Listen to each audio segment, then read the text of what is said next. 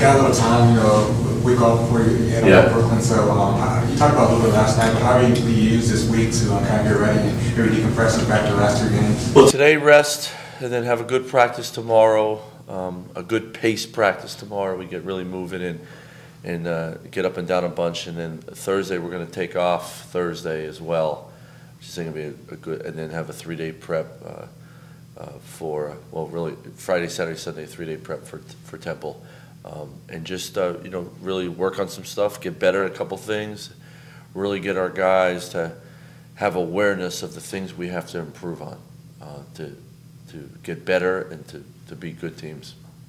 I heard a fan asked me last night. He said he got the sense that this team is buying in more to what you and the staff have presented them. Yeah, I know it's a small sample size. Yeah. Well, maybe a different feel, that way.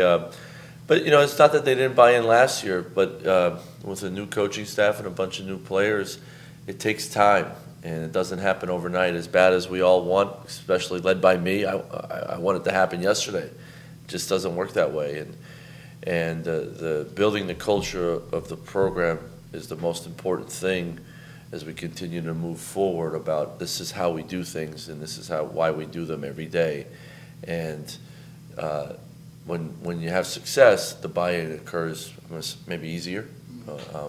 When you don't have as much winning success, not that the kids aren't buying into it, it just doesn't seem as easily or as quickly, and that's just the process. And you've heard me say it takes what it takes, and sometimes guys take hold of it and ownership of it, and it moves along, and it looks like better buy-in. We'll have, for every step we take forward, you got to be aware that you can take a step back quickly, and so we got to continue to just keep improving and making our guys be aware of what we have to do in the moment to continue to build our culture the right way. Is it also make it easier that building the culture second year, you have the guys who have been here and they can instill it for the new guys like the Isaac and the Iranis can instill it for the PJs and the Vince? Yeah. Well, when you take over a new job, and no matter, even though people knew me here, some of the players didn't, and it's a feeling out process and all that stuff, whatever you want to call it. That stuff just takes time. And it's building relationships. It's trust on the court. It's trust off the court. It's, as a coaching staff, putting the guys together, the pieces together, and building on that. And year 2 in a rebuild, let's call it as it is, in a rebuild is going to be better than year 1. You really hope that. But year 2 is really hard too, because you want expectations and you want it right now, but it's still the process. So, but I think the returning guys with the job, the staff, and they have done just continually working together to get where we all want to go is a good sign. I think the new faces this year are guys that want to come play for us and want to be a part of it right away, and they have buy-in and stuff. That's how things get going. So, but we got a long way to go. We've only played 3 games, and hey, we're very, very fortunate we won them. Very happy we won them, but we still got a lot of work ahead of us. What's up? I know you mentioned that you wanted to play at least 10 guys throughout the course of the season. Do you still envision playing at least 10, maybe more? Yeah, without a doubt. I mean, and possibly more, without a doubt. I think Marcus said it to you guys last night. The Army approach. We have a lot of guys that can contribute in different ways, and that's also on nights when things maybe aren't going well, or somebody gets in foul trouble, like we've seen that, or somebody's not shooting the ball well. Then we have other guys that can come in and step up for each other. I hope that becomes a weapon that we have. I think it already has, but to a whole nother level as we move along. So, yeah, we definitely, and I think I said this a long time ago when I was here as an assistant. When you play a lot of guys, when the game's on the line, you have great morale in the program. You have great morale in the program, and I think that's huge. And when you have morale like that in the program, and guys know they're such a part of it, they come into practice the next day wanting more. And hey, I'm playing 8, 10, 12, 15 minutes. I want to make that 2, 3 more in the next game, and that brings out great competition in practice. Guys going after each other in practice the right way, it makes us all better. And it's tough on the coaches because you want to try to find a way, but I like that. That's a tough one. I'm glad with that because it's the other way around. You know, you're trying to find ways to get some other guys in there just to survive, and now it's not about survival, it's about moving forward. You touched on that with the practice. How do you know, where do you see it the most in practice as far as the competition and getting more minutes? Well, as much as in live, when we play live, you know, black versus gold, they're going after each other, but I really believe in drills, just in breakdown drills, when it's a live breakdown drill, you have a guy like, you know, Vince Williams is matching up with Sean Mobley, and it's making both of them better, or Corey Douglas is guarding Marcus Santos in the post, or IV is going to guard Marcus Evans or DJ. I mean, that brings out the best in you, and if you have any life to compete, no matter if it's a one-on-one or it turns into a 5-on-5, or it's a drill, a shooting drill, to a live, you know, scrimmage, that competitiveness comes out of everybody, and if it doesn't, then you're left behind. So you got to compete like crazy, and I think that really helps. We didn't have that last year. At times we did, but not the way it is right now and the way it needs to be all the time. When was that aha moment then for the team and for this defense through 3 games? I mean, preseason, offseason, where it just kind of. Well, I don't know if we've had it yet, to be honest with you, but they do know how important it is. They do know that if I don't play defense and I'm not flying around, I'm going to be on the bench. But we can hold them accountable to that this year because we have people that can replace them. And it's not a threat, it's just how we're doing it. And it's who we are. I'm going to have to play defense at a high level. If not, someone's going to come in and replace me, and they're going to play at a high level, and I'm going to lose minutes. That's a competitive, but also a great positive for us. Malik, you of course see him starting to play more and more of it too. You know, as Marcus plays more and more at that point. Yeah, but he's done a heck of a job at playing the point. So I thought at late in the season last year he did a good job at the point, but also this year, I mean, I don't know if he has a turnover yet. And he's done a great job taking care of the ball. So, you know, there'll be moments when we can play him at the point for sure, with Marcus playing full minutes, but also PJ being a freshman point guard. He's going to have his moments. We've all seen some good ones and some tough ones, but you know, I think we have 3 guys. But definitely, Malik will play a lot of 2 now, but he'll definitely handle the ball for us. Brooklyn's been an exciting place for VCU basketball fans, players, coaches. What are the advantages of going up there, 4th game of the season?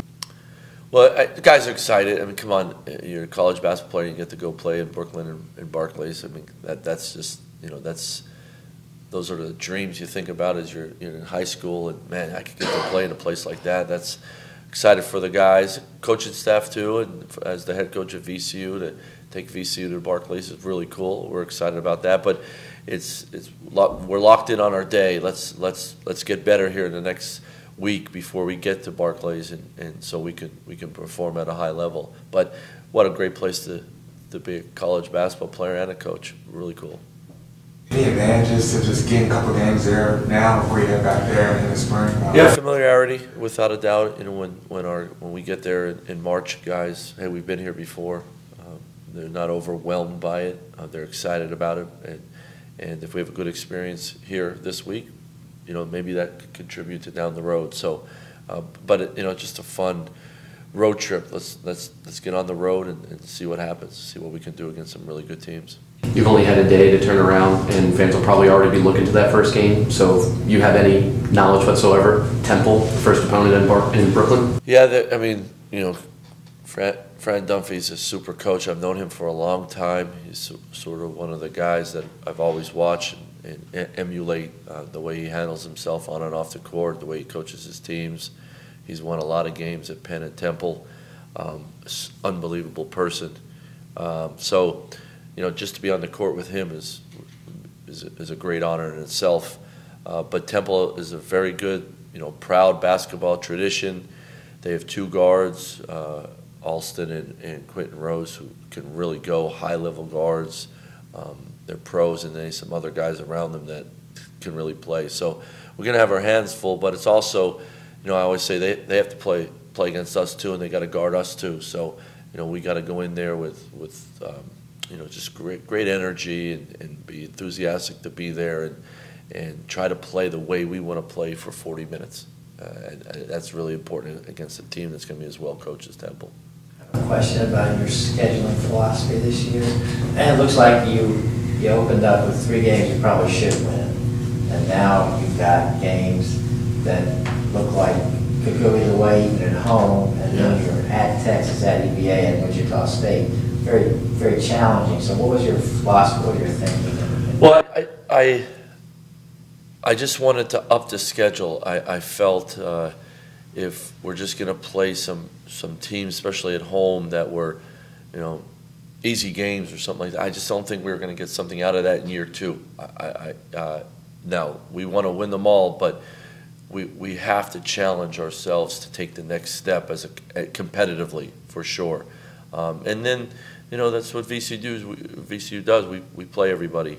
So I felt that we needed to play some really good teams here at home, like a Ryder, Hofstra, Charleston, of course, Wichita State. They're no gimmies there, but they could be great RPI, and now the net, they could be great games down the road if we take care of business in league play.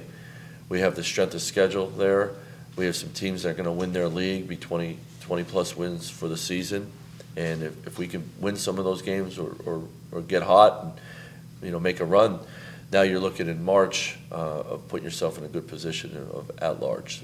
We got a long way to go before we talk about that, but that's sort of the philosophy of it. I think that's what we're going to try to emulate as we move along.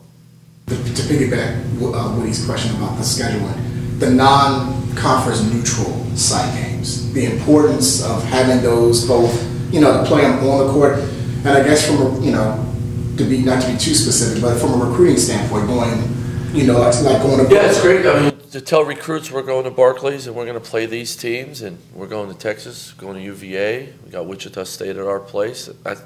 For a recruit that's a competitive kid that wants to play at a high-level program, it's the proof's in the pudding. It's on the schedule. Look at our schedule. We're not ducking anybody. We're playing people. I think that's a positive for us, and I know for a fact when recruits see that, and their parents and their coaches, they really like that. They always ask, who are you going to play, coach? Who are we playing down the road? And we have some great tournaments in the next few years too. That's very appealing to recruits and to our players and to our fans. So that's those neutral games and those tournaments. I mean, that's something we're going to always take great pride in, going to play in the best ones we can get in. But then the other scheduling component of it is you don't want to have any games, win or lose, that are just really, really bad games that hurt you. And we want to, I really felt like we need to eliminate those and do the best we can. You have some games you have to play based on some of the tournaments you get in, like the last 3 we had, but we wanted to make sure it's the best 3 we can get out of that tournament on those neutral, home games. So it's a balancing act, but we know our parameters of who we want to play and making sure that we play great neutral games. If we go on the road, we're playing some really good teams on the road to make us better and ready for A-10 play. But then in the end, when we're looking at the whole balance of it all, that there's no games on there that are going to really hurt us. You probably have one, while you're here moving forward, at least 1 year, every year you'll have like a neutral site tournament. We'll try to, yeah, absolutely, yeah. Virginia and Wichita State home and home. Well, Virginia, this is the last year of the home and home. And then, Old Dominion, that will always be home and home. And then Wichita will return next year. We'll go there next year, excuse me. The second half, then that's Eric Vayner. Yeah. I had to give this one. I found out just when you talk to him about that and what that kind of do for the program. Well, it just, it's another thing that how we could show off VCU basketball and VCU. Here is a great alum, former player, a professional player that appreciates VCU and loves VCU so much. He's done so much for VCU, but he also knows VCU's done so much for him, and for him show his appreciation, he can support the program in a way that he's going to do that is pretty special.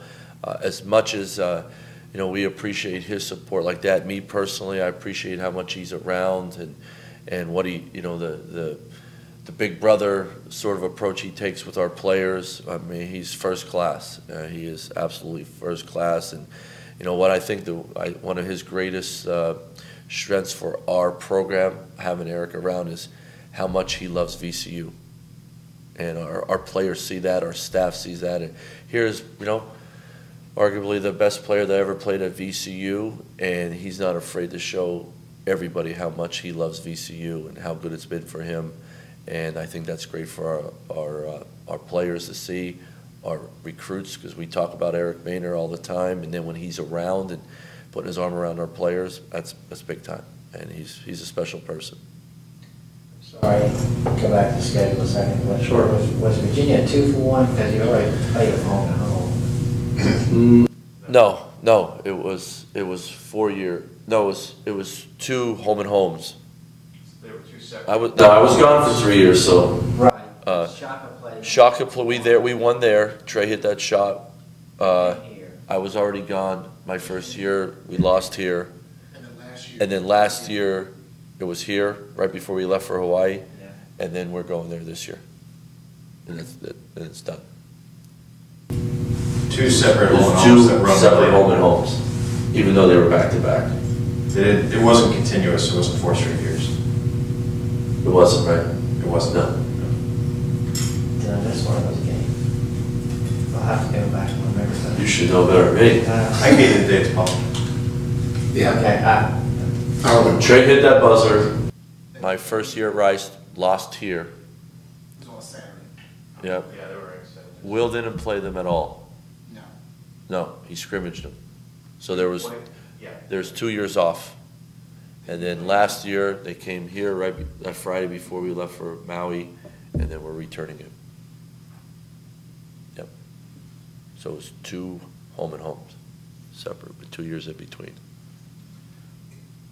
Is it something that would you want to play them every year? I mean, not only for the state, but like you said, RPI, net, whatever you want to call it, for the strength of schedule. It would always. Personally, I love to play anybody. Yeah. I mean, without a doubt, and to get a home game like that every other year would be awesome, without a doubt, and definitely. So, but it's all a balancing act. I don't care what anyone says. Scheduling is one of the hardest parts of the job, because you got to respect everybody balancing their schedule. We got to balance ours, finding the right date. You got to deal with league schedules coming out and stuff like that. So all of that comes into play. It's just not as easy as snapping your fingers. But we work really hard. Jimmy Martelli does our scheduling, the front end of it, and I work with Jimmy, and of course Ed is involved in it. That we try to make the best schedule we can with great balance, and making sure we get great home games too. That's the hardest thing. And people say, "Yeah, coach, we're interested in playing. We're interested in playing." And then you throw them dates, and we got our games. Happens all the time, and it happened. I mean, you just got to work. You got to work through it, and you try your best. The Wichita State game, it was end of July. I mean, it was early August when we first started talking, and then a week later we got it done. Well, it remains difficult to get people to come here, I would think, doesn't it? Yes, absolutely, absolutely. There's a school out in the western part of the state that would be a real good rivalry if you could get them here. Yeah, in-state rivalries are great for all the fans and alumni. They're great home games for all the teams, without a doubt. But you got to work the schedule and the balancing of the schedule. And look, I respect other schools that have to go through this too, that we go through, because it's the balancing act and figuring out, and the Power Fives adding more games to their league schedule has an impact on their decision making and changing their decision making. So it is what it is. But you just got to keep trying to figure it out, and make a lot of phone calls, and also just work through stuff. Power Fives are essentially taking 2 non-conference games off their schedule, right? Yes. So that would be... So that takes away home and home games, home and home scheduling. maybe some don't have to go to do a neutral event. But it definitely takes away home and home opportunities for us. In certain situations, you're almost like in a no-win situation because you want the home games against Power 5 schools, but like you said, now they're going to add more conference games to their schedule, so it kind of eliminates you a certain degree. And then, in order to play those teams, you got to go on a neutral court in those tournament games. That's almost, you know. And we don't want to lose home games. Right. We have the greatest fans in the country, and why would we take 2 or 3 games each year away from them because to go play those teams? So that's the balancing act of it all, and we'll always do it. And you know, we've been through this, and you talk to a lot of coaches. You talk to people that are really good scheduling that are similar to us. You just keep working through it. But you know, the last thing we want to our fans want quality home games. That's the hardest thing to get, and we're not going to stop until we get them. But it's tough. It's tough, and now with the Power 5s adding 2, some I think might be 3 or 4, that narrows that list even more. So you just got to keep working, and to play those teams, it becomes neutral games, and you know we got to go play those without a doubt, but not at the expense of losing home games either. So that's the balancing act that we just got to continue to work on. So, you know, let's put it in the context. How long did it take you and Jimmy and Ed to put this schedule in place? A while. I mean, Jimmy started middle of last season, trying to get this and trying to find some really high quality home games was really tough. And I should say that if they're named schools, that helps the fans. But we're also looking for a named school, of course, but also teams that are going to win their league or to be in the top 2 in the league, or definitely have a chance for you know, postseason play. Those are the teams you want to play because they're playing a good schedule then, and you know, be a part of their schedule, but they're a part of ours, and then to have a strength of schedule, get quality wins, you know, win at home. That all adds up. So it was middle of the season, and honestly, we didn't want, you know, people were asking for our schedule this year. Where is it? Where is it? And I didn't want to release it in peace. I didn't think that's the way to do it. And it really wasn't until middle of August until our out of conference schedule was done. It took a while. It took a while. Some coaches wait and see what's out there at the end. I'd love to get it done sooner, but you know, we're going to try to. The biggest thing is not to panic, and then just schedule people. We got to make sure that it's a good balance for what we want to. You know, my job is to make sure we take care of our players and our program, and scheduling is one of those aspects. How much does the VCU brand then help or hurt that scheduling conflict of just trying to get those games? Well, it helps. It helps for the tournaments because people want VCU, and we travel so well, and our fan base is great. Not everybody wants to come play here and play against us. You know, they did last year, and I'm sure some teams say, "Oh, we'll go play them this year." But I think that the biggest thing to me is finding schools that want to play you, and then you can work accordingly on dates that benefit both programs. And sometimes, yeah, we'll play you, but this is the only time we're going to play you. And you know, you do that dance over and over again. It doesn't work out in the end. I want to work with coaches. Coach, here's the 2 or 3 dates we can play. Hey, we can play on this date. Let's sign it. Move on. Let's go get the next one. It's not always that easy, but you know, that's what I prefer. TV wants to see a game. Yeah, definitely. Sometimes TV gets involved, and we'll say, hey, we're going to do this event. We really want you guys, or you try to talk to some people, some TV people, and say, I think we can get this game, and they want to get their grips on the game. Sometimes, but not all the time. TV sort of waits until most of the schedules are done. Do you talk to coaches during the year? Do they the coaches say, hey, we got to all the time? Really? Yep, all the time. Or you hear on the grapevine, oh, this team needs 3 games, and you call them, and sometimes they say, oh, we don't need any games, and then the next day you find out they're still looking for 2 games. It's just how it goes. But you just keep working it. You don't take it personal. You just keep working, and our job and my job is to let's create the best schedule we can for our team every year. And I think we have a good one this year.